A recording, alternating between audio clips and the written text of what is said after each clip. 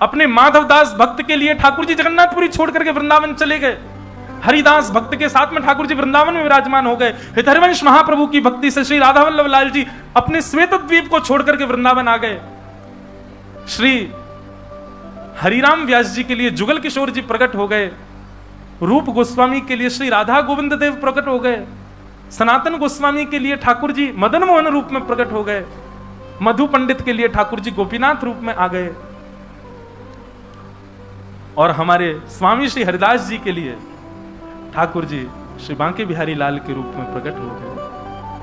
क्या आपको ऐसा नहीं लगता कि इन भक्तों को वैकुंठ के मुक्ति प्राप्त करने वाले मुक्त वैष्णवों से ज्यादा सुख यही पृथ्वी पर ही मिल गया? किसके बदौलत, किसके खातिर? केवल और केवल भक्ति।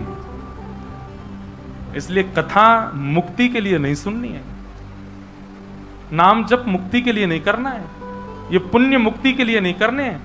बोले ठाकुर जी मेरी जिद है, मुझे पता है मैं जो कर रहा हूं इससे मुझे मुक्ति मिलेगी, लेकिन मुझे मुक्ति नहीं चाहिए। मुझे क्या चाहिए? मेरी अंतिम श्वास निकले, मेरे अंतिम क्षण हो, मेरे प्राण निकलने वाले हों, उससे पहले मुझे साक्षात जगन्नाथ जी मेरे सामने दिख जाएं। इसके लिए मैं कथा सुन रहा हूं, इसके लिए जप कर रहा हूं, इसी के लिए सेवा कर रहा हूं। पीतांबरी कसी हो, मुखड़े पे एक हंसी हो, छवि मन में ये बसी हो, जब प्राण तन से निकले। श्री गंगा जी का तट हो, यमुना का वंशवट हो, मेरा सांवरा निकट हो, जब प्राण तन से निकले। बस हम इसी के लिए पुण्य कर रहे हैं कि नाथ आप कृपा करके पधारो बस।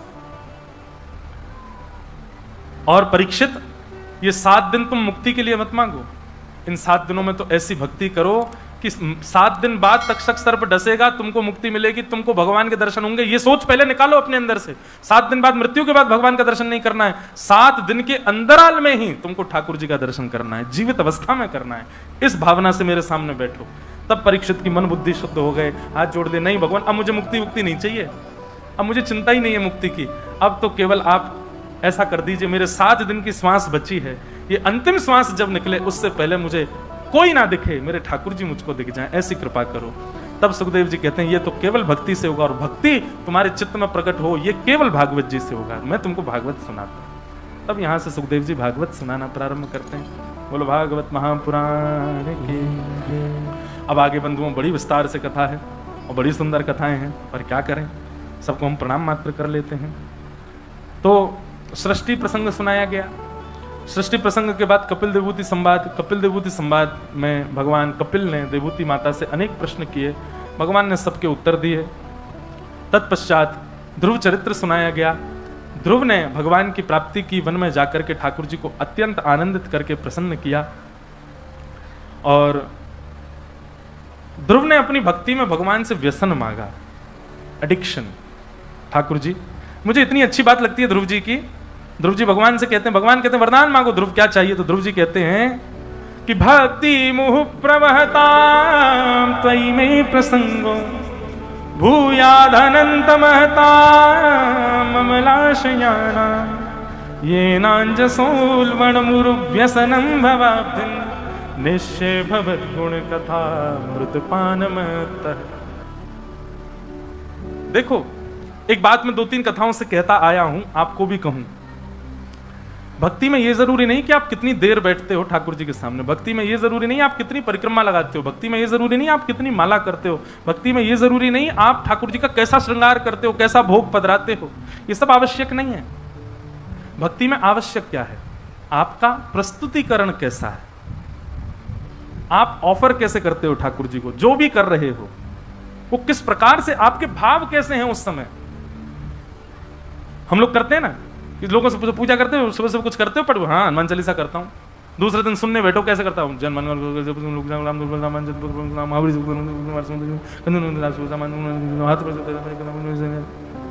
हनुमान जी कहते होंगे नहीं डट ले यार, तू जपता है मेरी सांस चलती, कि इतनी तेज थोड़ी भाग रहा था मैं। नाम जप करते हैं, नाम जप करते करते, सही बता ना, नाम जप करते करते माला कई बार हाथ से छूट जाती, पूरी होने से पहले कितना कष्ट होता है। राम बड़ी मुश्किल से तो करी थी, हो गई। और एक आजकल एक और है, वो काउंटर रखते हैं लोग, काउंट करते हैं उसमें कितने नाम हो गए हमारे। काउंटर जपते जपते जपते जपते महाराज पहुंचा दिया आपने 2-2.5 लाख। अब आए दिन देखें 2 लाख नाम पहुंच गए हमारे। तभी किसी बालक ने रिफ्रेश कर दिया, 0 कर दिए सवरे। नींद नहीं आ सकती फिर। अरे ये नहीं है। आपकी ऑफरिंग देखते हैं ठाकुर जी, आप ऑफर कैसे करते हो। मैं कहा करता हूं कि पाव भाजी ढकेल पे खाओ बाहर रोड पे, कितने रुपए की मिलेगी? 15 रुपए की मिलेगी। वही पाव भाजी 7 स्टार होटल में जाके ऑर्डर करो, 1000-1500 की मिलेगी। अंतर क्या है? ऑफर। आपको वो उसका प्रस्तुतिकरण, उसकी ऑफरिंग देखो। वो आपको एक सामान्य से कागज की थाली में दे रहा है, वो एसी चल रहे हैं महाराज, बढ़िया झूमर लगा, महंगा वाला ऊपर टेबल पे बैठे हो, और महंगा तो मिलेगा ही। ठीक वैसे ही भक्ति में आपका प्रस्तुतिकरण देखते हैं ठाकुर जी। स्तुति सब गाते हैं, पर हर किसी की स्तुति का प्रस्तुतिकरण देखो। अब यहां पर ध्रुव जी क्या कह रहे हैं भगवान से कि नाथ मेरी भक्ति पता कैसी हो? मेरी भक्ति ऐसी हो जैसे एक व्यसनी होता है, व्यसनी व्यक्ति होता है, एक नशेड़ी व्यक्ति की तरह मेरी भक्ति हो। भगवान बोले क्यों? तुम व्यसन की तरह भक्ति क्यों करना चाहते हो? बोले महाराज व्यसनी व्यक्ति में एक बहुत अच्छा गुण होता है। बोले कैसा गुण होता है? बोले व्यसनी व्यक्ति हर चीज में यही सोचता रहता है मैं अपना व्यसन कैसे भोगूं। जैसे आज मौसी के बच्चे आए हैं, आज तो हम पिएंगे। मौसी के बच्चे आए, आज बहन की शादी, आज तो रह ही नहीं सकते, आज तो शादी है। उसको हर चीज में क्या बहाना चाहिए? मुझे पीना है, मुझे खाना है। आज क्या हो गया? आज लाइट चली गई, राहुल केला की 12 घंटे की लाइट, आज तो पीना ही पड़ेगा, क्या करें? रात कैसे कटेगी हमारी? ऊपर छत पे पिएंगे। आज मेरा विवाह पक्का हो गया, खुशी में पीऊंगा। 4 दिन बाद लड़की ने मना कर दिया, मुझे तुमसे ब्याह नहीं, दुख में पीऊंगा। पीना तो मुझे है। मैं फर्स्ट रैंक से पास हो गया, तब तो पीना पड़ेगा। फेल हो गए बेटा तुम, अब तुम कुछ नहीं कर पाओगे, तो गम में तो पीऊंगा ही मैं। अरे कहां तक बताएं महाराज, ये तंबाकू आदि खाने वाले कैसे कैसे व्यसनी होते हैं। वो कथा में 3 घंटा बैठ थोड़ी सकते हैं। कीर्तन कथा में गाया जाता है ताकि सबकी सुस्ती चली जाए, ताकि सब लोग करताल बजाएं, थोड़ा नहीं आनंद और आवे। पर व्यसनी व्यक्ति तो ये सोचता है महाराज जी कीर्तन कब करेंगे। कीर्तन होते ही वो अभी आता हूं लघु शंकर, वो गिचाएगा, खा के आएगा। कैसा व्यसनी? व्यसनी व्यक्ति केवल बहाने ढूंढता है व्यसन को भोगने के। ध्रुव जी कहते हैं नाथ मैं भी व्यसनी व्यक्ति की तरह हो जाऊं, मैं भी केवल बहाने ढूंढा करूं आपका भजन करने के लिए। आज क्या है भाई, आज तुम पास हो गए, आज तो मैं भजन करूंगा। पास हो गया, फेल हो गए, आज तो भजन करना पड़ेगा। फेल हो गया, आज क्या है, बहन की शादी है, आज तो भजन करना पड़ेगा। मौसी के बच्चे आए, चलो सब मिलके भजन करेंगे। लाइट आ गई, एसी चल रहा है, एसी में बैठ के करेंगे। लाइट चली गई महाराज, तो क्या ऊपर छत पे बैठ के करेंगे? आज माँ ने पाव भाजी बनाए, फिर तो पाव भाजी खाने के बाद ही करेंगे। आज तो व्रत है, व्रत में तो करना ही चाहिए। ध्रुव जी की स्तुति का देखो प्रस्तुतिकरण। ठाकुर जी से कह रहे हैं कि नाथ मुझे व्यसनी बना दो। और ये बात कोई मनगढ़ंत नहीं, लिखा है ये नांज सोल व्यसनम भवाब्धिम, मुझे व्यसन लग जाए आपकी कथा सुनने का। जीवन की कैसी भी स्थिति आए, उस हर स्थिति में व्यसनी केवल व्यसन ढूंढता है। मैं जीवन की हर स्थिति में केवल ये सोचूं कि चलो ठाकुर जी को भज लिया जाए, मेरा जीवन ऐसा एक व्यसनी की भांति कर दो नाथ। भगवान खूब जोर से हंसे ध्रुव जी की स्तुति सुन के। वाह ध्रुव, हम तुमसे बहुत प्रसन्न हैं। बस यही तो हमारा उद्देश्य है, हम उनको प्रसन्न करना चाहते हैं। हमारी प्रस्तुतिकरण ऐसी हो। दाल चावल बना दिए, भोग लगा दिया ठाकुर जी का। ठाकुर जी भी ऊब जाते हैं, रोज 100 ही बना दे। कुछ नया तो करो, कुछ नवीनता तो लाओ उसमें, कुछ तो उसमें नवीनता करो। रोज एक ही स्तुति ठाकुर जी को सुना देते हो, उससे कब कितनी दिन मन लगेगा ठाकुर जी का? ठाकुर जी कुछ ना कुछ नवीन करते रहो ना। मैं कहता हूं इसको अपनी भाषा में रोलर कोस्टर भक्ति करो ठाकुर जी की। कभी तो ले गए ऊपर महाराज, ठाकुर जी बैठे, हाँ हाँ अब क्या करेगा पता नहीं, नीचे आ गए, अब तो ओ ठाकुर जी आनंद देते रहे, हंस रहे, ठाके मार के बोले यहाँ के संग बहुत आनंद आवे भाई, बहुत आनंद करावे मुझे। कभी तो खूब ऊंचो ले जाए, कभी ऐसा महाराज नीचे घुमावे, पेट में गुदगुदी कर दे मेरी। ठाकुर जी को ऐसा सुख मिले, ऐसी भक्ति करो ना ठाकुर जी की। 50 साल हो गए, एक ही तरीका से वही चल रहा है जैसा 50 साल से है, वैसी भक्ति चाहिए। ठाकुर जी नहीं बैठते फिर वहां पर, अपना प्रतिनिधि छोड़ दे, तो तुम रहो यहाँ पे, अपनी मूर्ति को तो तू रहे यहाँ पे, तू ही खा इसके दिन के रोज के चना बादाम, मुझ पे नहीं खपते। तो ध्रुव जी की स्तुति से हमने ये सीखा, ध्रुव जी ने भगवान की स्तुति गाई, इन्हीं के वंश में आगे चल करके राजा अंग हुए, उनके बेटा बैन हुए, बैन के पुत्र पृथु हुए, पृथु महाराज ने भगवान की स्तुति गा करके 10,000 कान मांगे। ऐसे पृथु महाराज को हम प्रणाम करते हैं। फिर आगे चल करके महाराज भूगोल खगोल का वर्णन किया गया और नरकों का वर्णन करते हुए अजामिल उपाख्यान सुनाया गया। तत्पश्चात वृत्रासुर की स्तुति सुनाई। वृत्रासुर ने भगवान की स्तुति गाई है, अहम हरे तव पादैक मूल दासानुदासो। जितने भी वैष्णव यहां बैठे हैं, वृत्रासुर की स्तुति निकालिए प्रिंट और याद कीजिए, रोज गाया कीजिए अपने ठाकुर जी के आगे, और अर्थ आज सुनकर के जाइए वृत्रासुर कहता क्या है अपने ठाकुर जी से। श्रीमद् वल्लभाचार्य जी महाराज कहते हैं हर वैष्णव को निष्काम भक्ति किसको कहते हैं, ये वृत्रासुर से सीखो। वृत्रासुर की कथा भी कई बार मैंने विस्तार से सुनाई है। यहां हम अन्य कथाओं का विस्तार करेंगे राहुल किला में, जो जो हमके रह जाती हैं कथाओं में। आज तो नंदोत्सव कर दें, फिर कल से वेणु गीत युगल गीत प्रयास करेंगे, अगर उनका विस्तार हो पाया तो उन्हीं का भाव रखेंगे। और कल कथा में श्री गिरधर लाल जी भी पधारेंगे। बोलो गिरधर लाल प्यारे की। कल एक बस एक कोई टीवी या 2 टीवी ऐसे लगवा देना इधर, क्योंकि हमारे लाल जी छोटे से दूर से दिखेंगे नहीं, तो एक टीवी में कैमरा वाले भैया थोड़ा फोकस करके दिखाएंगे तो आप सबको दिख जाएंगे। कल ही आएंगे ना, कल पधारेंगे, कल श्री गिरधर लाल जी पधारेंगे। 56 भोग यहाँ होगा उनका, बड़े आनंद के साथ हम लोग करेंगे उत्सव। तो वृत्रासुर क्या कहता है, बहुत ध्यान से सुनो। अहम हरे तव पादैक मूल दासानुदासो भवतास्मि भूय मनस्मरेता सुपतिर्गुणांस्ते गृणीत वा कर्म करो तुकाय। वृत्रासुर कहता है नाथ मुझ पर ऐसी कृपा कर दो, मैं आपके दासों के दासों के दासों के दासों का दास बन जाऊं, ऐसी कृपा करो। बंधुओं, ठाकुर जी का दास बनना बहुत इजी है, बहुत सबसे सरल काम है जगन्नाथ भगवान का दास बनना, और सबसे कठिन क्या है, भगवान के दासों का दास बनना। क्यों? आप जानते हो क्योंकि कि आप जगन्नाथ जी को कुछ भी ऑफर करोगे, कुछ कहेंगे थोड़ी सब स्वीकार कर लेंगे, पर उनके दास तो आपको टोक देंगे। गले में सूखी माला पहना दी, तुरंत उतार के धर देंगे। भोजन में यदि रोटी जली भई तो पाएंगे नहीं, छेना पूड़ा ज्यादा ही जला हुआ तो कौन खाएगा। एक जगह मैं गया, वहां छेना पूड़ा, बोले महाराज जी खाओ। मैंने कि अरे भैया हम बहुत खा लिए, बहुत दिन से खा, नहीं ये तो खाने पड़ेगा। अब अंदर अंदर का तो खा गए, वो बाहर जला हुआ छोड़ दे, बोले ये नहीं खा, ये तो सबसे ज्यादा इंपॉर्टेंट होता है। अब वो इतना जला हुआ था कि उसको कैसे खाया जाए, खा तो गए, पूरा मुंह काला पड़ गया। तो भाई ठाकुर जी खा सकते हैं, ठाकुर जी सब प्रकार की आपकी सेवा स्वीकार कर लेंगे, पर वैष्णव की सेवा करोगे वैष्णव तो टोक देगा आपको, ऐसे नहीं कर सकते। ठाकुर जी को कैसे भी प्रणाम करो, बेचारे यूं ही खड़े रहेंगे। वैष्णव को गलत प्रणाम किया तो आपको टोकेगा, ऐसे प्रणाम नहीं करते, ऐसे प्रणाम करो। वैष्णव की सेवा करना, दासों के दासों की सेवा करना, वो तो कठिन है। ठाकुर जी के आगे झुकना तो कोई भी झुक जाता है, ठाकुर जी के दासों के आगे झुक के दिखाओ, तब माने। भरी गर्मी पड़ रही है, फर्श बिल्कुल गर्म हो गया, तभी कोई वैष्णव दिख जाए तो नियम है कि जहां दिख जाए वहीं प्रणाम करो। कैसे करोगे, पृथ्वी तो गर्म है, नहीं कर सकते। दास बनना ठाकुर जी का बहुत सरल है, पर दासों का दास बनना बहुत कठिन है। ठाकुर जी के दासों का दास नहीं बना। तो वही बात यहां वृत्रासुर कह रहे हैं, नाथ सरल भक्ति क्यों करूं, मैं आपका दास तो पूरी दुनिया है, मैं आपका दास नहीं बनना चाहता। बोले तो क्या बनना है, बोले दासानुदासो भवतास्मि भूय, दासों के दासों का दास बनाओ।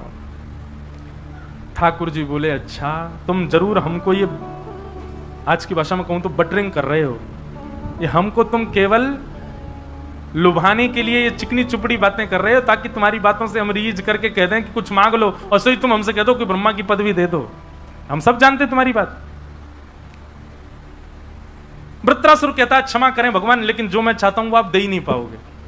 अच्छा क्या मांगना चाहते हो बताओ। तब वृत्रासुर दूसरे श्लोक में कहता है, न नाक पृष्ठम न च पारमेष्ठम न सार्वभौमम न रसाधिपत्यम न योग सिद्धिर्न पुनर्भवम वा समंजसत्वा विरह्य कांक्षे। ना ही मुझे इंद्र की पदवी चाहिए, किसी भी देवी देवता का स्थान मुझे नहीं चाहिए, पृथ्वी का भी राजा मुझको मत बनाइए। भगवान बोले तो क्या चाहिए? बोले पहले वचन दो, जो मांगूंगा सो दोगे। भगवान बोले ये वरदान मांगने से पहले जो यूं कहते हैं ना वचन दो, जो मांगूंगा सो, वो जरूर कुछ विचित्र ही मांगते हैं। क्या चाहिए बताना? बोले नाथ, आपको पाने के लिए मेरे जीवन में बहुत तड़पन आ जाए, मैं बहुत आपके लिए विरह में चला जाऊं, व्याकुल हो जाऊं, खूब रोऊं, खूब तड़पूं आपसे मिलने के लिए, जैसे प्यासा पानी के लिए तड़पता है, ऐसे मैं आपके लिए तड़पूं, पर आप मुझे वचन दीजिए कि मुझे तड़पने दीजिएगा, मिलिएगा मत। बताओ दोगे? ठाकुर जी तब दोगे भाई, ये कैसी भक्ति तेरी? भजन करेगा, मुझे पुकारेगा, भजेगा, पर ये भी चाहता है कि मिलना मत। क्यों? क्योंकि ठाकुर जी जब आपसे मिलने की तड़प होती है ना, तो रोम रोम को आप स्पर्श करते हो, पर जब आप मिल जाते हो तब केवल आंखों को दिखाई देते हो। दर्शन जब होता है तो केवल नेत्रों को दिखाई देते हो, लेकिन जब विरह होता है तो बुद्धि, मन, कान, आंख, जिह्वा, हाथ, पैर, समस्त इंद्रियां केवल यही बजती हैं कि कब मिलेंगे, कब मिलेंगे, कब मिलेंगे। नाथ, मैं केवल नेत्रों को सुख नहीं देना चाहता, मैं तो सर्वांगीण अंग से आपका होना चाहता हूं, और सर्वांगीण अंग आपको तब याद करता है जब आप सामने नहीं होते, इसलिए मुझे आपका विरह चाहिए। समंजसत्वा विरह एकांश।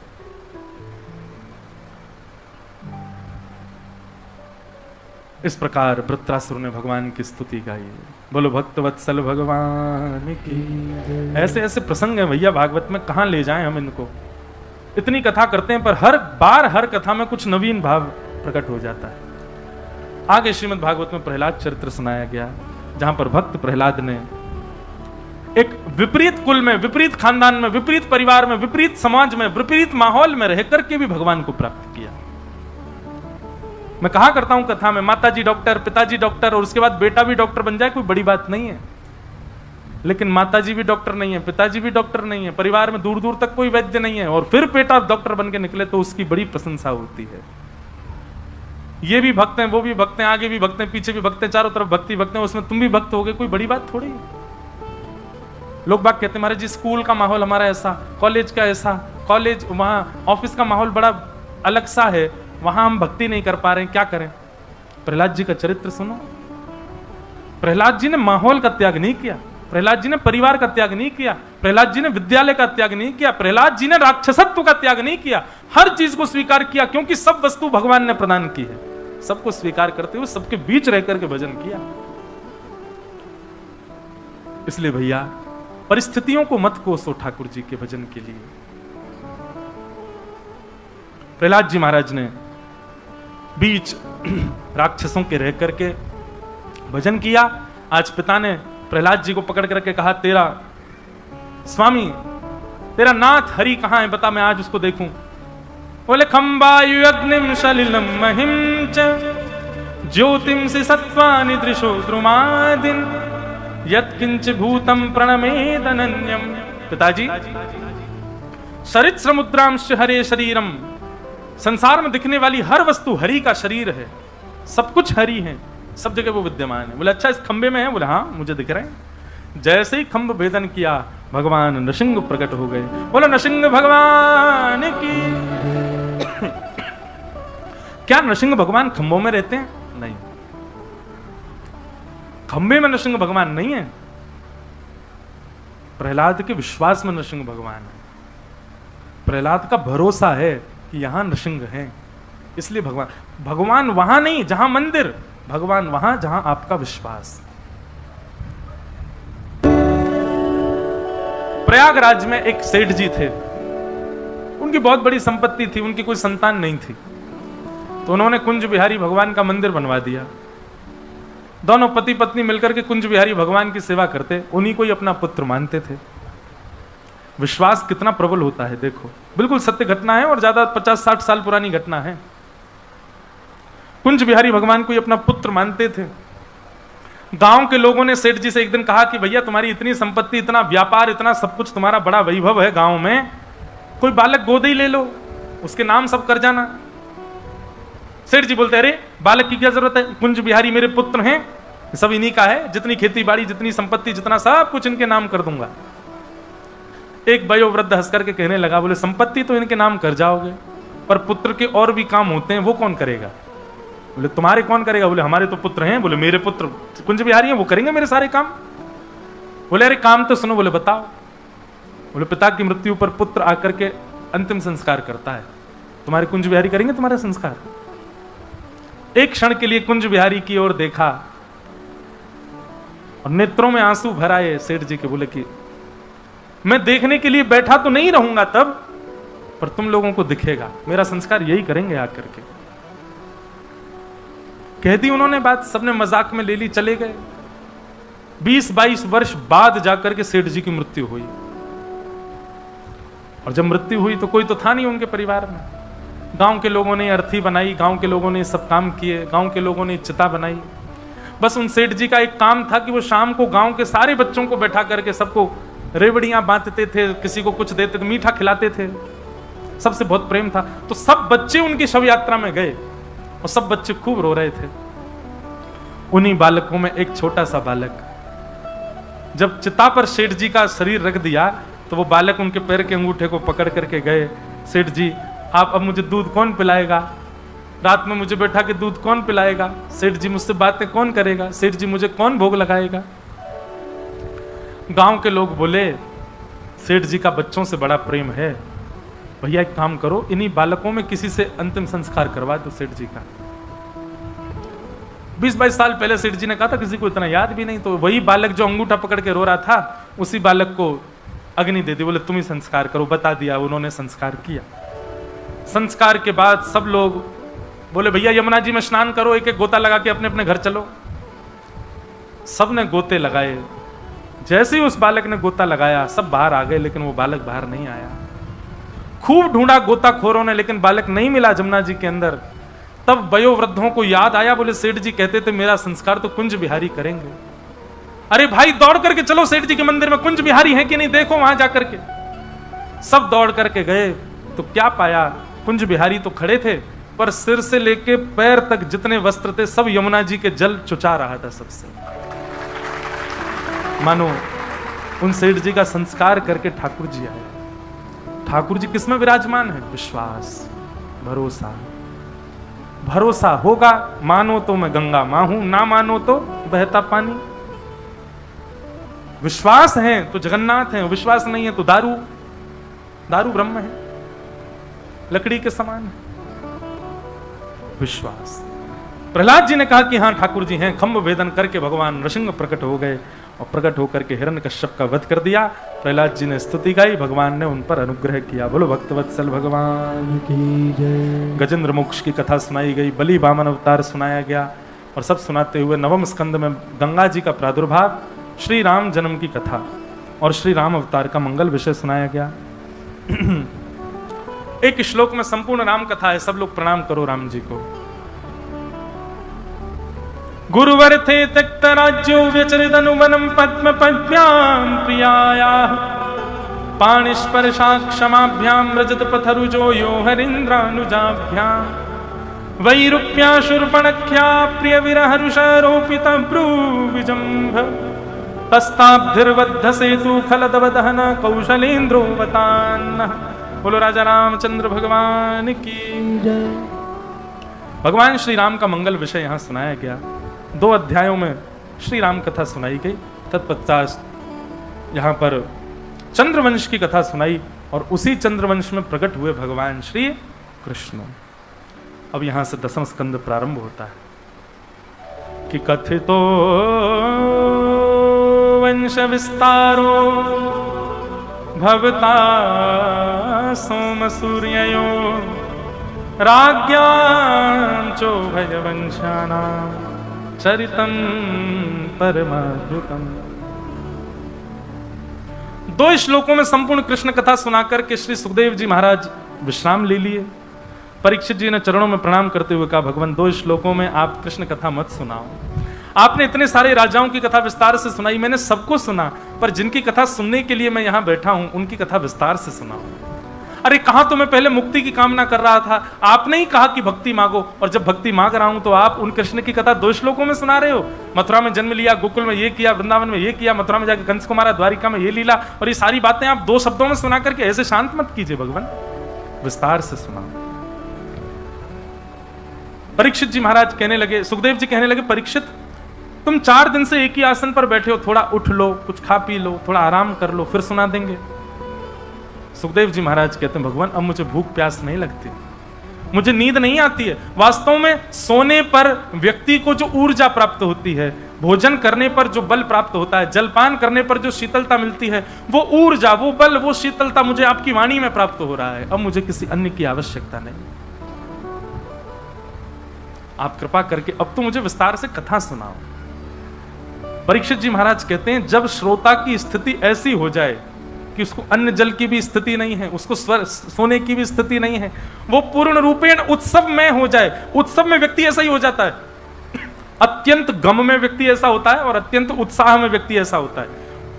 उसको सोने की सुध नहीं होती, उसको भोजन की सुध नहीं होती, उसको जलपान की सुध नहीं होती, उसको बैठने की सुध नहीं होती, उसको वस्त्रों की सुध नहीं होती, उसको अपने रूप की सुध नहीं होती। ये 2 स्थिति कब बनती है? या तो बहुत दुख में भयंकर गम हो किसी को, या फिर बहुत आनंद में। सुखदेव जी की स्थिति, परीक्षित की स्थिति परम आनंद की है। अब वो कहते हैं कि मुझे विस्तार से सुनाओ भगवान। और अब यहां से कृष्ण कथा का प्रारंभ होता है। बहुत सज धज के आप सब लोग बैठे हो बड़े भाव से। अब भैया राहुल केला को छोड़ो, अब हम चल रहे हैं सबरे गोकुल। अब तो आज से कथा गोकुल में चली जाएगी, ब्रज में ही होएगी कथा, और ब्रज भाषा में होएगी। कोई को समझ आए तो अच्छा, नहीं आए तो फिर कोई बात नहीं। वसुदेव गृहे साक्षात् भगवान पुरुष परः, जनिष्ये तत्प्रियार्थम सभवन्तु सुरस्त्रिय। भगवान ने आकाशवाणी करके पृथ्वी को बता दिया कि तुम चिंता मत करो पृथ्वी, तुम्हारे भाल को हल्का करने के लिए हम वसुदेव के घर पुत्र श्री कृष्ण बन करके आएंगे। यहां पर मथुरा के राजा उग्रसेन के बेटा का नाम है कंस, और उग्रसेन के छोटे भाई देवक की बेटी का नाम है देवकी। तो मतलब अपने चाचा की बेटी का ब्याह कंस ने वसुदेव जी के साथ में करा दिया। वसुदेव जी के साथ देवकी का ब्याह हुआ, और उस ब्याह के उपरांत कंस विदा करने के लिए जा रहा था। तभी देवताओं ने आकाशवाणी करके कहा, कंस, इसी बहन को जिसको तुम विदा करने जा रहे हो, इसी का 8वां गर्भ तुम्हारा काल होगा। जैसे ही सुना काल होगा, तुरंत उसकी मनस्थिति बदल गई।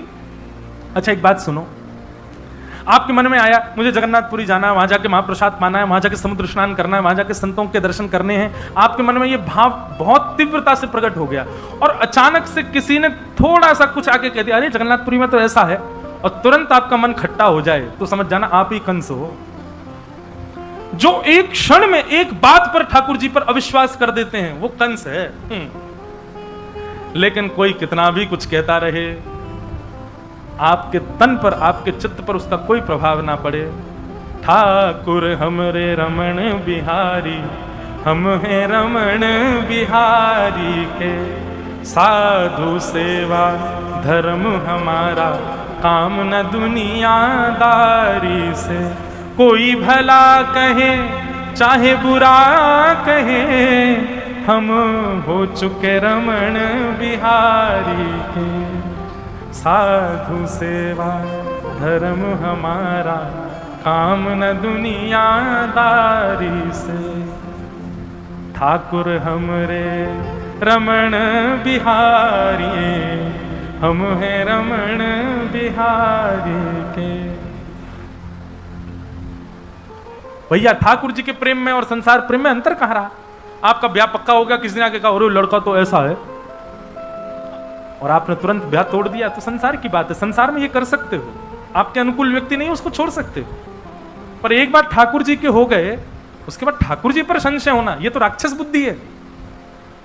आपसे किसी ने आकर के वृंदावन की बुराई कर दी, आपसे किसी ने आकर के कथा कहने वालों की बुराई कर दी, और आपने कथा में जाना ही बंद कर दिया उसकी वजह से। आप ही तो कंस ने भी तो यही किया था, अपनी बहन को विदा करने जा रहा था, अच्छा काम कर रहा था। देवताओं ने केवल इतना कह दिया, इसी बहन का 8वां गर्भ तेरा काल होगा। बोले मैं बहन को ही मार दूंगा, तो गर्भ होगा ही नहीं। ये कंस नहीं है तो कौन है?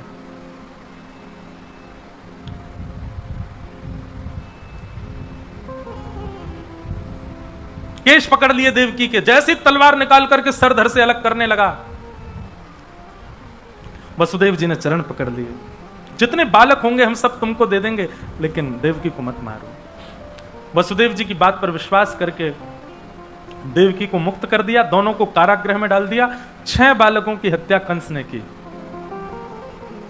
और 7वें बालक के रूप में स्वयं शेषनाग भगवान ही शेषावतार बलराम जी के रूप में पधारे। परंतु कुछ महीना देवकी के गर्भ में रहे होंगे, भगवान को मन में आया कि भाई ये बलराम जी हैं, बड़े क्रोधी हैं, जन्म लेते ही मार देंगे कंस को, और इन्होंने कंस को मार दिया तो जो काम हमको करना है वो तो हो ही नहीं पाएगा। योग माया को बुलाया, वैष्णो देवी को बुला करके कहा कि आप जाइए, जाकर के हमारा एक काम कर दीजिए। बोले क्या? दाऊ दादा को देवकी मैया के गर्भ से स्थानांतरित करके रोहिणी मैया के गर्भ में पहुंचा दो। रोहिणी भी वसुदेव जी की पत्नी है, और ऐसा वर्णन आता है कि वसुदेव जी महाराज हर महीना 2 महीना में उनकी 7 पत्नियां थीं, वो अपनी पत्नियों से मिलने जाते थे। कंस इतना तो दया करता था, मेरे जीजा जी हैं, इनको थोड़े दिन के लिए जाने, कुछ क्षण के लिए जाते थे। भगवान ने कहा रोहिणी मैया गोकुल में रहती हैं यशोदा मैया के पास, और वो देवकी इनकी वसुदेव जी की पत्नी है। हे योग माया, आप कृपा करो और बलराम जी को रोहिणी मैया के गर्भ में पहुंचा दो। तो बलराम जी की दोनों मैया हैं, देवकी भी मैया हैं और रोहिणी भी मैया है, दोनों के गर्भ में रहे हैं। इसीलिए उनका नाम संकर्षण, उनका एक गर्भ से आकर्षण करके दूसरे स्थान पर उनको भेजा गया है। कंस को पता चला 7वां बालक गर्भ में ही खत्म हो गया, और 8वें बालक के रूप में भगवान श्री कृष्ण पधार रहे हैं। भादों का महीना, अष्टमी तिथि। कंस ने महाराज द्वारपाल बढ़ा रखे हैं, सैनिक बढ़ा रखे हैं, 2-2 ताले लगवा रखे हैं, कहीं से भी मेरा शत्रु निकल के भाग ना जाए। लेकिन जिस दिन ठाकुर जी का प्रादुर्भाव हुआ उस दिन ऐसी ब्यार बह रही है, ऐसी हवा चल रही है कि उसमें इतनी अच्छी सुगंध है, उसका स्पर्श अच्छा लग रहा है, उसकी सुगंध अच्छी लग रही है, सबको बहुत सुख लग रहा है। सब आज चैन की नींद में सो रहे हैं, सबको इतनी गहरी नींद आई है कि महाराज जो जहां बैठा है उसको ऐसा लग रहा है यही मखमली गद्दा, यहीं सो जाओ। बारिश के बाद एक ऐसा माहौल हो जाता है, वातावरण, ऐसी हवा चलती है, खिड़कियां खोल देते हैं लोग, पंखे बंद कर देते हैं, उस दिन सबको सुख लगने लगता है। ऐसा ही सुख का वातावरण पूरे गोकुल में, पूरे ब्रह्मांड में हो गया। गहरी निद्रा में कंस सोए हैं, सारे सैनिक सोए, द्वारपाल सोए, सब सोए हैं, केवल वसुदेव और देवकी जागे हैं। और जैसे ही भादों का महीना, अष्टमी तिथि, अर्धरात्रि का समय हुआ, एक दिव्य तेज देवकी मैया के गर्भ से प्रकट हुआ और शंख चक्र गदा पद्मधारी श्री बालकृष्ण प्रभु प्रकट हो गए। बोलो बाल कृष्ण लाल की जय। हाथ जोड़ करके सब लोग प्रणाम करो। तम अद्भुतम बालकमंबुजक्षणम चतुर्भुजम शंख गदायुधायुधम श्रीवत्सलक्ष्मं गलसौभकौस्तुभम पीतांबरम सांद्रपयोदसौभगम। ठाकुर जी का चित्र अपने मन में बनाओ। कैसे हैं ठाकुर जी? बोले नन्हे से बालक हैं ठाकुर जी, लेकिन ठाकुर जी की 4 भुजाएं हैं और चारों भुजाओं में शंख चक्र गदा पद्म धारण किया है। नन्हे से ठाकुर जी हैं लेकिन पीतांबरी पहन के आए हैं। नन्हे से ठाकुर जी हैं, पीली धोती पहन के आए हैं। नन्हे से ठाकुर जी हैं लेकिन ऐसा लग रहा है चंदन की इत्र लगा के आए हैं। घुंघराले केश हैं, सिर पर मुकुट धारण किया है, गले में कौस्तुभ मणि पहन करके भगवान आए हैं। देवकी मैया और वसुदेव जी ने प्रणाम किया और देवकी मैया ने प्रार्थना की, भगवान आपने बड़ी कृपा की कि आप हमारे यहां संतान बन के आए, लेकिन अनुभव तो पूरा पूरा कराओ, फीलिंग तो आ ही नहीं रही है। बोले क्यों? कपड़े पहन के कौन सा बालक आता है, और 4 भुजाओं में कौन सा बालक जन्म लेता? और बालक जन्म लेती खड़ा हो गया सामने। वो तो देवकी मैया थी, आजकल की मैया होती है, जन्म लेती बालक खड़ा हो जाए तो प्राण त्याग दे भैया। मैया बोली कौन आ गया ये? ठाकुर जी। ऐसा अनुभव तो कराओ कि आप बालक बन के आए हो। भगवान बोले देखो, हम पूर्ण रूपेण यदि लीला में प्रवेश कर गए तो फिर पूरी लीला करेंगे, और पूरी लीला करेंगे तो फिर लीला हमारी थोड़ी बड़ी है, हमको कुछ दिन के लिए ब्रज भेजना पड़ेगा आपको। ब्रज में जाएंगे, ब्रजवासियों का प्रेम लेकर के, वहां बढ़िया माखन मिश्री खाए करके, और महाराज थोड़े 11 वर्ष की आयु हो जाएगी ना, थोड़े बड़े हो जाएंगे, तब आएंगे, तब आकर के कंस को मारेंगे। इतने दिन का वियोग सह पाओ मैया तो बताओ। देवकी मैया बोली आप जीवन पर्यंत पुत्र के रूप में प्राप्त हो गए, उसके लिए 11 वर्ष के लिए यदि तप करना पड़े तो मैं करूंगी, पर आप बालक बनो। भगवान बोले तो वसुदेव जी सुनिए, हम अभी बालक बन जाते हैं, मैया अपना पयोधर पान करा देगी, फिर आप ये डलिया में हमको लिटा करके गोकुल छोड़े आना, और गोकुल में एक बालिका ने जन्म दिया है उसको ले आना, और फिर हम 11 वर्ष 56 दिन बाद आएंगे लौट करके। भगवान ने दुग्धपान किया, देवकी मैया के नेत्रों से आंसू गिरने लगे। ठाकुर जी को अपने वक्ष से लगा करके यशोदा मैया, देवकी मैया इतनी प्रसन्न है, पर ब्रह्म को पुत्र के भांति अपनी गोद में खिला रही है। वसुदेव जी बोले भगवान आपने आज्ञा तो कर दी, पर मेरे हाथों में हथकड़ियां, पैरों में बेड़ियां, इतने दरबान कैसे लेके जाऊं? भगवान बोले यही गलती करता है भक्त मेरे पास आने में, अपने बंधन गिनाता है मुझको, परिवार का बंधन, व्यापार का बंधन, पत्नी का बंधन, बच्चों का बंधन, ये बंधन वो बंधन, कैसे आऊं? ठाकुर जी कहते हैं तुम केवल मेरे पास आओ, बंधन तोड़ने की जिम्मेवारी मेरी, बंधन खोलने की जिम्मेवारी, तुम बस चले आओ। वसुदेव जी बोले तो भगवान क्या करना है? बोले केवल मुझको गोद में ले लीजिए, बाकी सब हम कर लेंगे। और जैसे ही भगवान को गोद में लिया, हाथ की हथकड़ियां खुल गई, पैरों की बेड़ियां खुल गई, चट चट सारे ताले खुल गए, सारे बंधन भगवान ने छोड़ दिए, खोल दिए। यही करते हैं, आप बंधन मत गिनाओ ठाकुर जी को। ठाकुर जी हमारे पति से कहो ना हमको आन दिया करें, ठाकुर जी हमारी पत्नी को आप अपना भक्त बना लो, हमारे बच्चे आपके पास आते हैं तो ऐसा कहते हैं माता जी पिता जी पागल हो गए, बच्चों की वजह से हम नहीं। अरे ये सारे बंधन मत गिनाओ ठाकुर जी को, आप केवल चले जाओ, बाकी सुधारने संवारने की जिम्मेवारी ठाकुर जी की है, ठाकुर जी देख लेंगे बंधनों को। वसुदेव जी लेकर के ठाकुर जी को जा रहे हैं गोकुल की ओर। मंदम मंदम जलधारा, मंदम मंदम जलधारा गिर रही है, और मानो देवता आकाश में कह रहे हो स्वागतम कृष्णा, स्वागतम कृष्णा, स्वागतम कृष्णा, स्वागतम कृष्णा, ओ स्वागतम कृष्णा, स्वागतम कृष्णा, स्वागतम कृष्णा, स्वागतम कृष्णा, स्वागतम सुस्वागतम शरणागतम कृष्णा, स्वागतम सुस्वागतम शरणागतम कृष्णा, स्वागतम सुस्वागतम शरणागतम कृष्ण, स्वागतम सुस्वागतम शरणागतम कृष्णा। बोलो कृष्ण कन्हैया लाल की। कृष्णा, स्वागतम कृष्णा। ऐसे ही भक्तिमय कहानियां सुनने के लिए रोजाना हमारे चैनल पर विजिट करें, सब्सक्राइब करें, लाइक करें। हम निरंतर था आपके लिए ऐसे ही सुंदर सुंदर वीडियो लाते रहेंगे। हमारे चैनल भक्ति धर्म रस को सब्सक्राइब करें और लाइक करें और बेल आइकन पर प्रेस करें। जय श्री कृष्णा, राधे राधे।